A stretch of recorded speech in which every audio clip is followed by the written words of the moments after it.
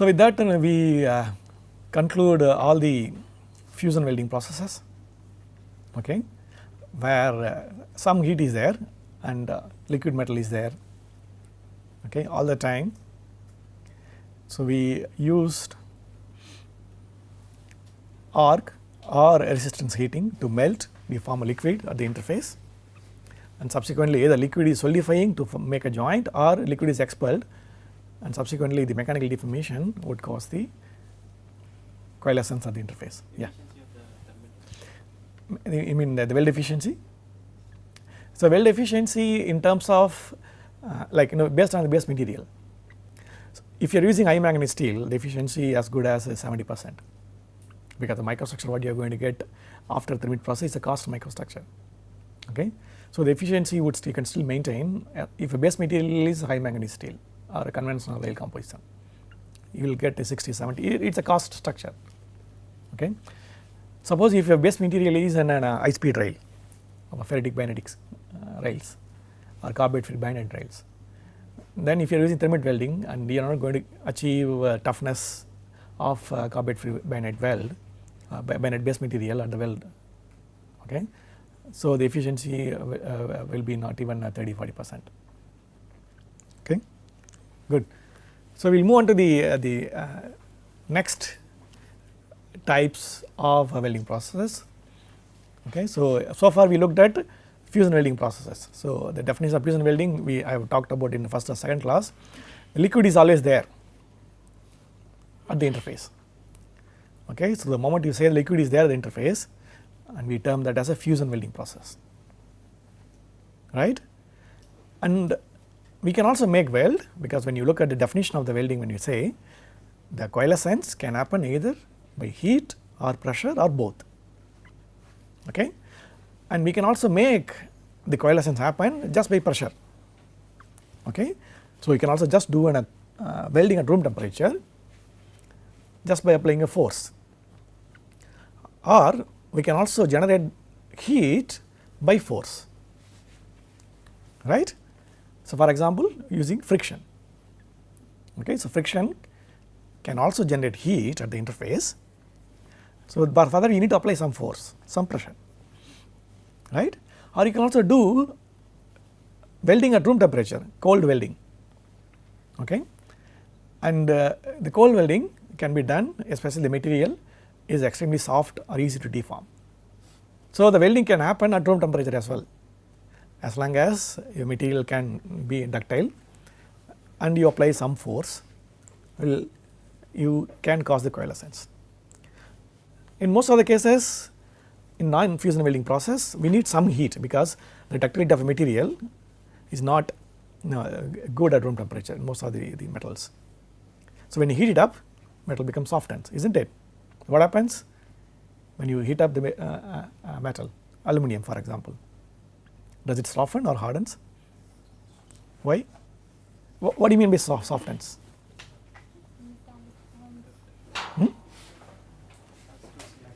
Because of? So, what happens? Yield stress decreases or increases? Decreases temperature, right? Why? Dislocation generation there? I want all the reasons. One reason, okay. So, you form more defects with respect to temperature, okay. And then? That is it? What is it? Recrystallization should increase the strength, right? So, what happens then? So, okay, so defect density increases, so you form more dislocations. That is what happens, or any other things can also happen in FCC for example. With respect to temperature? Vacancy mechanism, when we apply heat. What mechanism? So, you said yield stress increases, so dislocation density increases, okay. So, the moment of slip, the dislocation slip, right, and you also have slip systems. Would you like to keep the same slip systems? Systems get activated. Yeah, so there are more slip systems get activated. So, dislocation slip can take place in much more directions, because you induce more slip systems.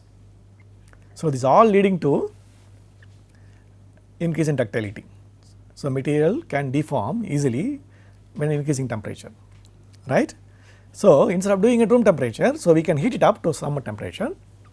So, the mechanical deformation which causes the coalescence at the faying interface can be induced easily, right. So, in flash bud welding, for example, we heat up the interface, in fact even it goes to melting in flash bud welding, but ultimately the material coalescence happens, the interface coalescence happens by the mechanical deformation, because when the temperature is increased, a deformation can be induced at lower force. Okay. So, the welding can be done at much more easily than doing at room temperature. Okay. In flash bud welding, we generate heat by arcing and subsequently resistance heating. Okay. So, we can also induce heat by friction. Okay. So, we can also, because we have two interfaces, obviously we have two interfaces, of course, if it is warm, we also do this, right, to warm up ourselves, isn't it? So, how do you increase the temperature locally at the interface? Friction. Yeah, how does friction heat up? Friction resistance. Because of? Yeah, conversion of kinetic energy into heat energy, isn't it? But we also have another phenomena in the metals and alloys happens. You also have surface asperities. Okay, you also have mechanical deformation at the interface.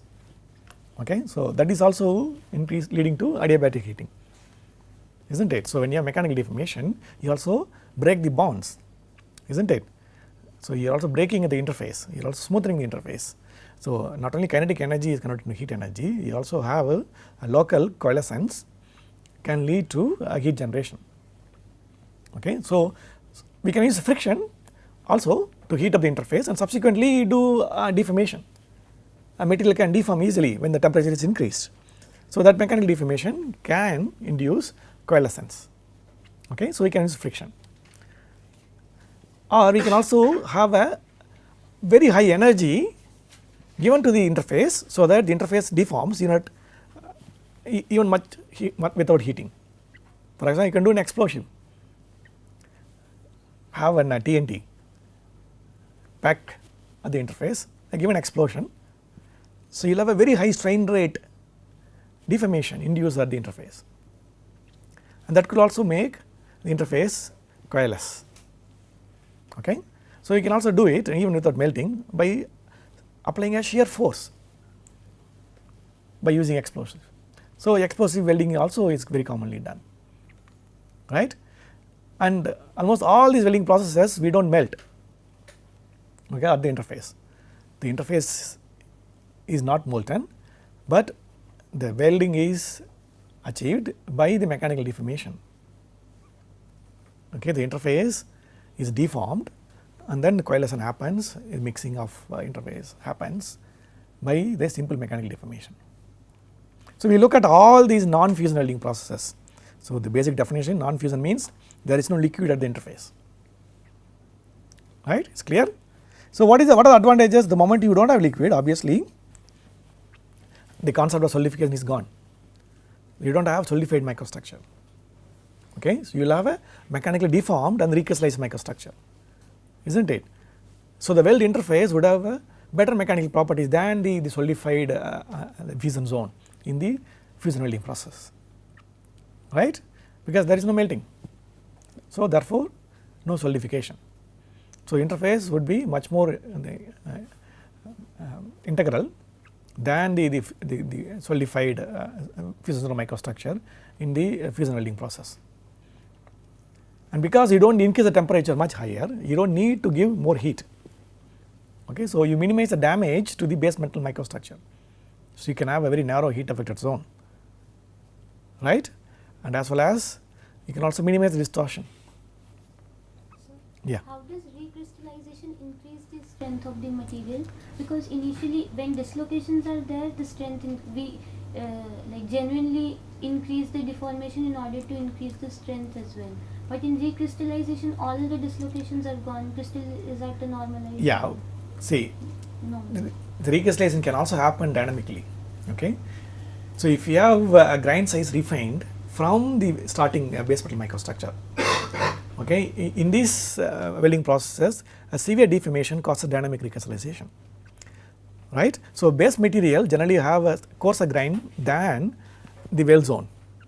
Okay. So, if you have dynamic recrystallization, so you may induce grind refinement. Okay. So, in this case, and you are comparing, if when you compare with the cold deformed and then subsequently recrystallized, you have a softening. Okay. Cold work material is strain hardened, whereas here you have a base material and then you are deforming it and subsequently dynamically recrystallizing it. So, in that case the grind size will be finer than your base material microstructure. So, then the strength of this joint will be higher than the base material because of the mechanical deformation stirring and subsequent dynamic recrystallization, right. Good. And we can use the wide variety of process embodiments. Okay. So, we will see that in a subsequent slides, and it can be applicable to many material. So, even dissimilar material can be welded. Okay. So, copper aluminum for example, you can weld it, steel and aluminum you can weld it. Okay. And you can achieve because of absence of solidified microstructure, the joint efficiency. What do you mean joint efficiency? How much deterioration happens in terms of property. Okay. So, that determines joint efficiency. You have a 500 MPa strength base material, you weld the mechanical property, for example, the yield stress becomes 350. So, ratio between 350 400 is joint efficiency. Okay. So, joint efficiency can be achieved much higher in a non-fusion welding process because there is no solidified microstructure, is not it. So, just a simple mechanical deformation. In most of the cases you will have a grind refinement compared to the base material because of dynamic recrystallization, the strength can be increased substantially at the fusion zone.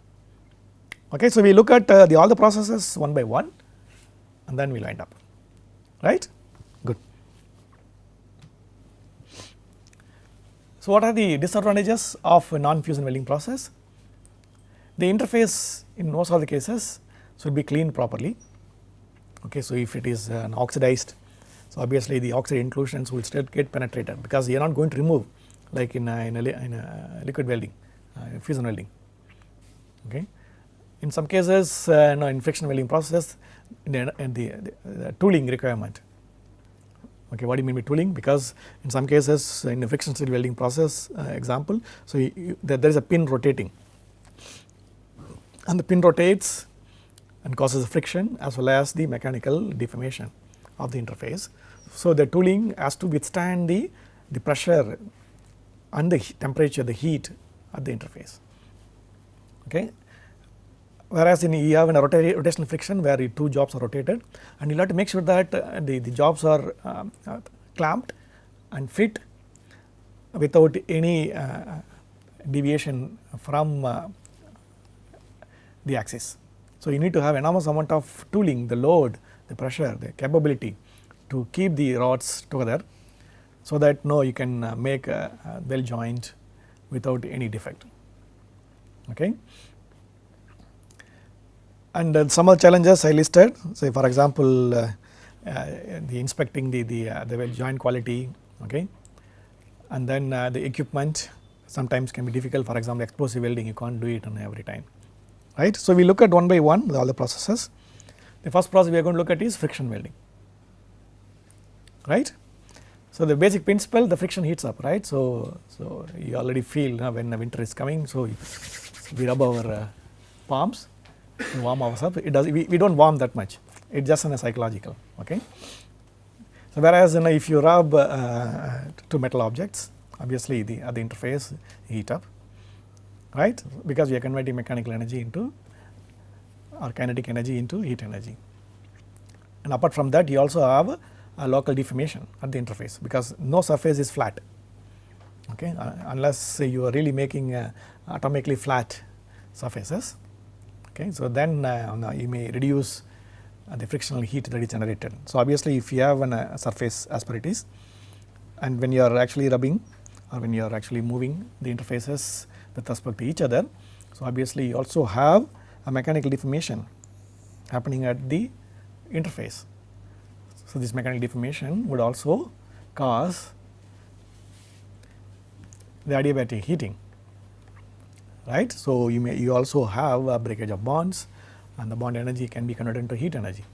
Okay. So, you can also feel when you take a pin and then deform it continuously in cyclic load, right. So, you untouch the bent region, it warms up, right. So, because you have locally plastic deformation. So, some energy, the loading is converted into heat energy, right. So, apart from the conversion of kinetic energy into heat energy, so you also have mechanical deformation inducing heat at the interface, right. So, the process is very simple. Honestly, I do not like any processes which does not have arc, because I love arc. Okay. So, if it does not have any arc and plasma, I hate. Okay. For me, any process which does not involve arc and plasma, it is very nasty, very dirty. Okay. But we can live with that, because some of the applications we need the friction welding. Okay. So, one of the most common welds that are made using friction is the turbine disc for the compression for the turbine. So, turbine of aircraft engine, for example. So, turbines, the blisk and the blades are welded using linear friction welding. Okay. We will see when you are looking at in subsequent slides. So, some of the applications, and this is very unique process. Okay. For welding of aluminum plates, friction stir welding is the most suitable process. Okay. Because welding of aluminum using arc welding is also very difficult because of the hot cracking issues and various issues. So, friction stir welding is very commonly used nowadays to weld aluminum plates for aircraft applications. Aircraft bodies, they are all welded with friction stir. Again, we will see the videos of making on a fuselage using friction stir. So, the process of friction welding is very simple. So, you have two jobs here, is not it? So, these two jobs will be welded to each other. So, in this case, either you can rotate both the jobs, or you fix one job, okay, you rotate the other job, and simultaneously during his rotation you also apply some compressive force. So, this interface is going to heat up, is not it? So, once it heat up, because of the upsetting force you are supplying, and you will have a mechanical deformation at the interface. So, there will be coalescence due to the mechanical deformation. So, the inner interface is going to coalesce to form a joint, is not it? So, the process is very simple. We generate heat by the friction, and then subsequently apply a compressive force which will cause the mechanical deformation at the interface. The material flow can take place in one interface to other interface, causing the interface to coalesce and form a joint, right. We will see a video and then come back to that. So, this is then rotational welding or inertia friction welding. So, this is what happens, no? So, you have an initial interface, okay, and then, so in this case this is fixed and this is rotating, okay. So, you can see it from the beginning. So, we will start from this man, okay, from here.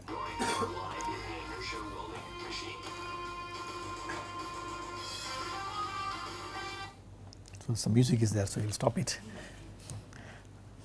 Okay, so this is the tooling requirement. Okay, so it has to withstand the force of rotation and the friction. So, the other tool is rotating, and this is fixed.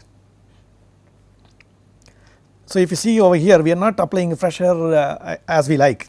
There are some process steps involved. You see, so this is getting moved and this is rotating, and ultimately the material deforms and forms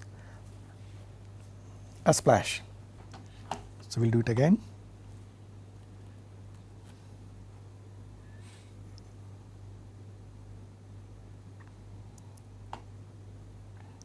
So, it is the other tool is rotating.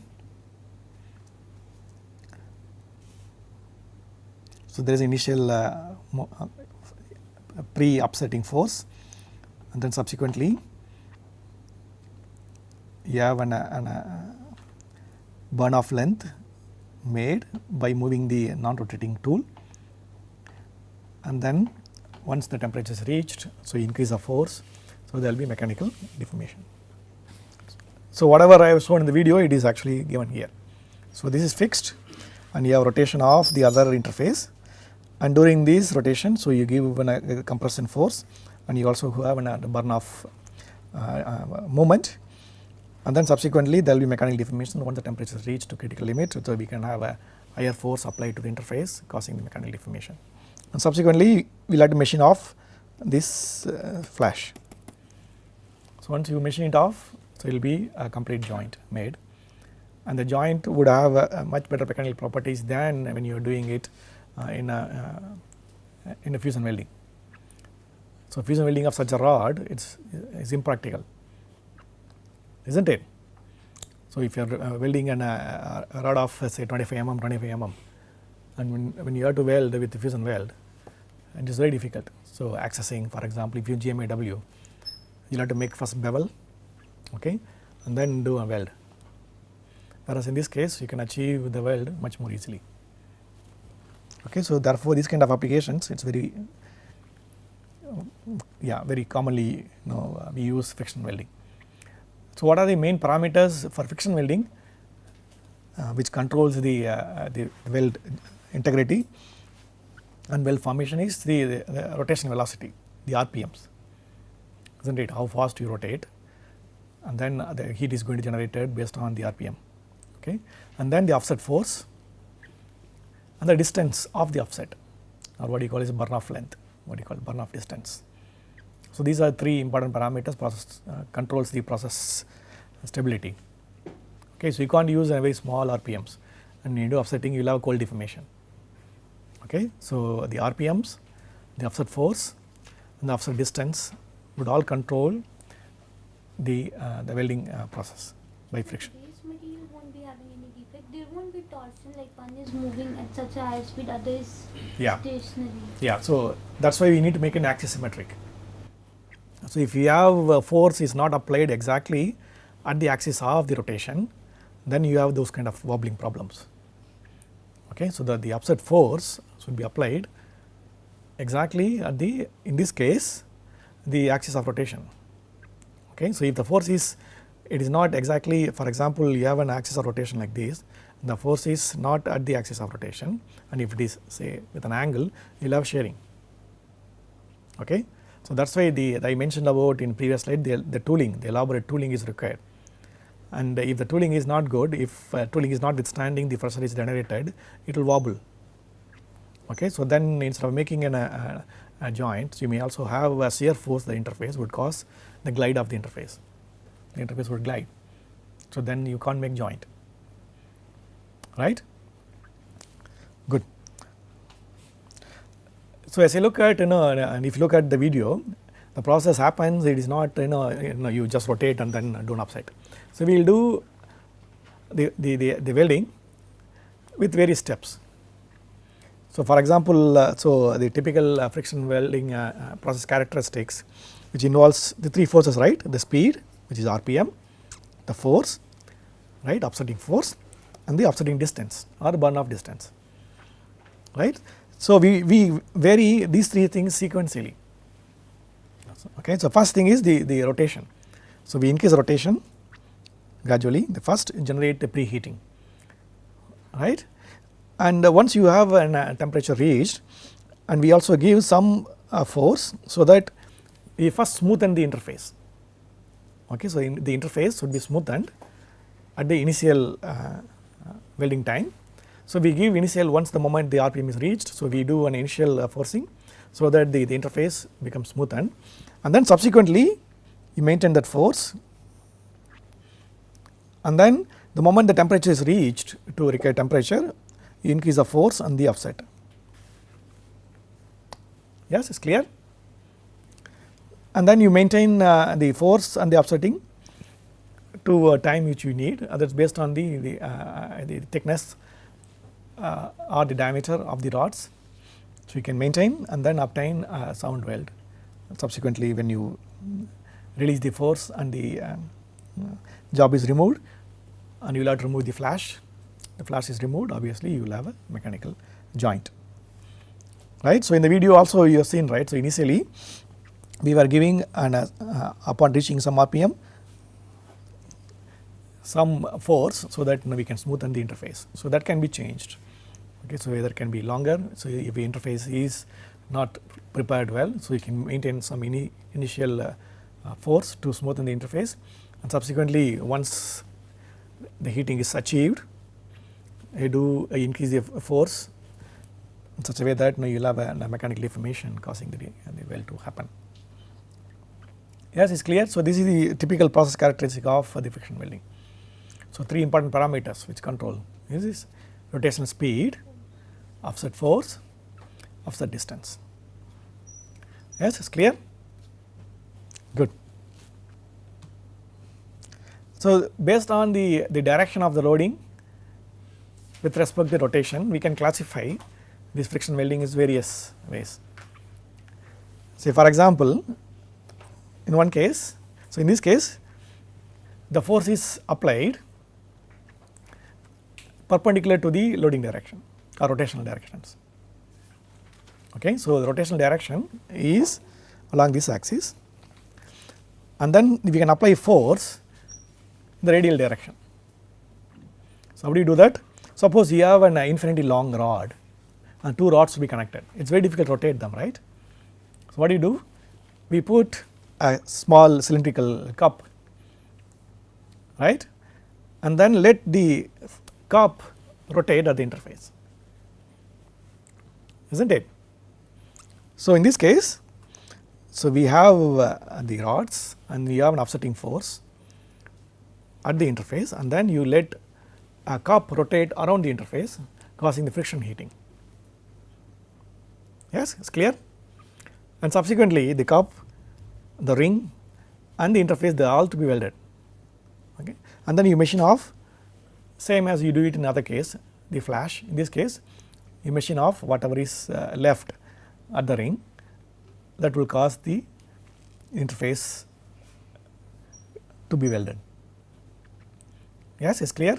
So, in the radial friction welding, so we do not really rotate the jobs, we put a ring at the interface and keep some offsetting force and let the ring rotate, okay. And we can also apply force radially using a clamp, okay, and then the ring is rotated. Say for example, you have a ring and the ring is rotated continuously at high speed with an RPM, and you can also apply a radial force, and we can also apply a longitudinal force of the bars, the interface to be welded, and this kind of welding process known as radial friction welding, okay. Or we can also do an orbital friction welding. So, in this case we do not use any ring or cup, so the interface is rotated, okay. So, if you have a square cross section, so they are going to rotate it, okay. So, in this case you will have an rotation happens in orbital manner. So, one interface can be fixed and the other interface can be made rotational, and ultimately the moment the heat is generated, you have an offsetting force leading to a joint formation. So, in both the cases the direction of the loading is different. So, here it is perpendicular and this is in the direction of the rotation, right. It is clear, okay, good. And we can also make it in the heat generator, the friction generator in various ways, is not it. For example, we can also make it angular reciprocating friction welding. So, instead of doing in continuous rotation, you can also do it and a reciprocating motion, right. And because in some cases we cannot rotate the job continuously if you have bigger jobs, so it is easy to do an angular reciprocating motion. So, that can also be made. Then your toolings would be very elaborate and that can also generate heat. Or very commonly used the friction welding uses a simple linear reciprocating motion, and this is very commonly used in the application that I talked about to weld turbine blades to the blisk or to the turbine shaft. So, those are welded with linear friction welding, and again this is a very, if you look at it, a very what you call satisfying look at when the joint is made, okay, by using linear friction, reciprocating friction. Okay, so I have a video also. So this video is actually from TWI. So what you see over here, two interfaces, it's the enormous thick. So thickness in this case is no more than 20 mm. Okay. So what you are doing over here is the top interface is going to be welded with the bottom interface. Okay, and so we are going to make a linear reciprocating motion of the top interface, and subsequently we will apply the upsetting force perpendicular to the motion of the interface, right.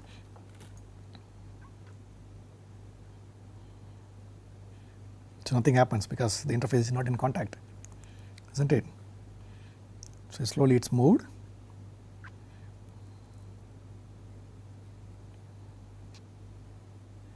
So again the process characteristics, okay. So we steadily increase the force, and then we also control the amplitude of reciprocating motion.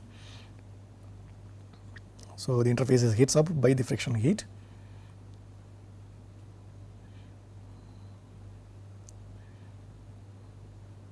So you have mechanical deformation, and once the temperature is increased, you can increase the amplitude of motion so that we can heat up much faster.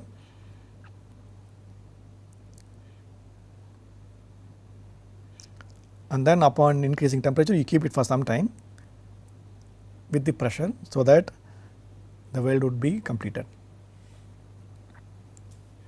Yes, it's clear. And this process is, as I said, very commonly used for welding superalloys and single crystal titanium blades to the blisk for aircraft engines and yeah, power plant turbines as well.